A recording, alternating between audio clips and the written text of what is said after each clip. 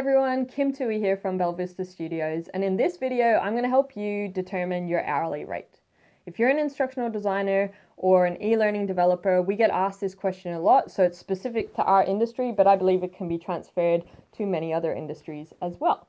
Now, talking about money is hard. A lot of things go through your mind. Am I charging enough? Will people pay this for me? What are other people charging? For me, what I needed to do was shift my mindset. I think when you worry about those things, it becomes too hard and it holds you back. Money and determining an hourly rate has a lot of limiting beliefs about it. And I think, there's always going to be someone that's higher than you. There's always going to be someone that's lower than you. You can't compare yourself to others because it's actually your life. So, how do you push through limiting beliefs and create opportunities? Well, the first step that you need to do is to list all of your life expenses. There's going to be things like your phone bill, your car insurance, childcare, groceries, rent, mortgage, whatever, all those kinds of things. Then consider the things you need to be able to do your job. So you've got insurances, you've got licenses. So basically you're going to come up with a big list of things and an amount. And generally you'll probably work by month because bills are paid monthly, so it's easier to get that total figure. And from there, you know what your minimum monthly income is that you require. And I'm going to show you a little calculation that I have prepared for you. So basically you've got your expenses per month that you've just worked out. Now you're going to divide it by 160 hours because on average people will work 40 hours per week. That is how you get your hourly rate. Now 160 is 40 hours per week, which is 8 hours per day. Is that realistic to be effective and productive? Probably not.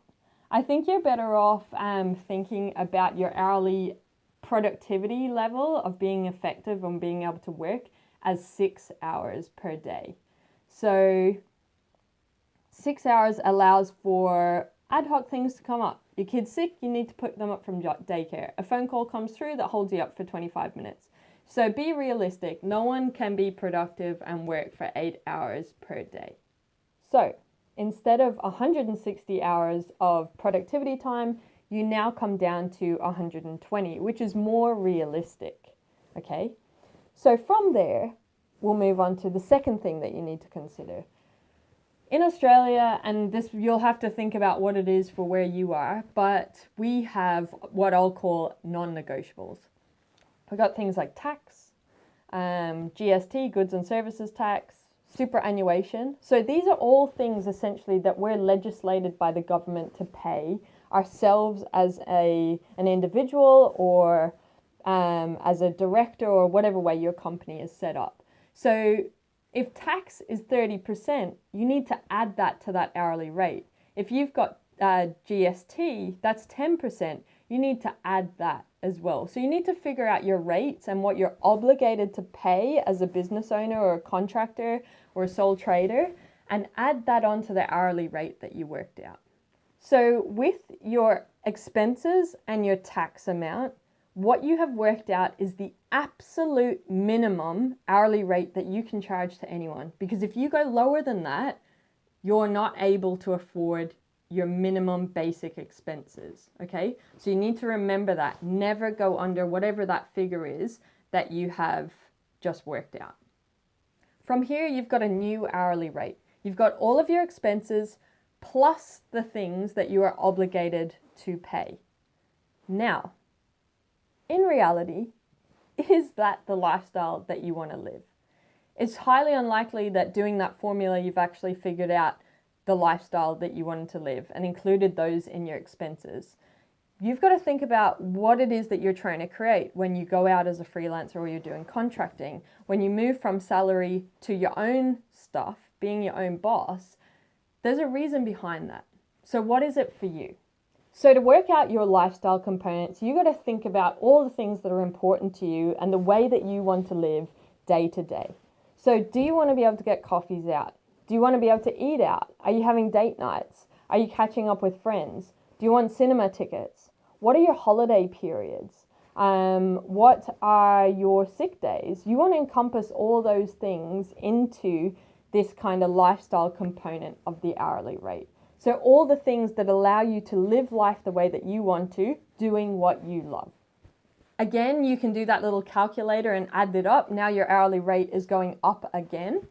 But I want to take you into a fourth thing now, that are lessons learned from being in business for a couple of years, running a team and all that jazz, that I'll share with you.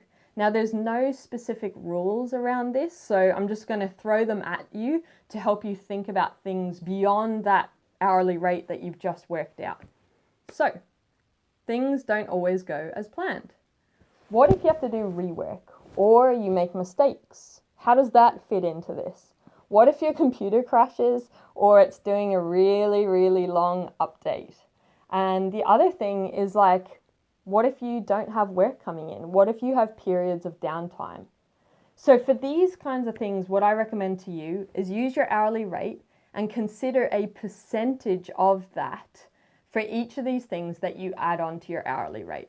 So your hourly rate, if you're thinking for over the month or over the week maybe, or over the year, however is better for you to calculate it out.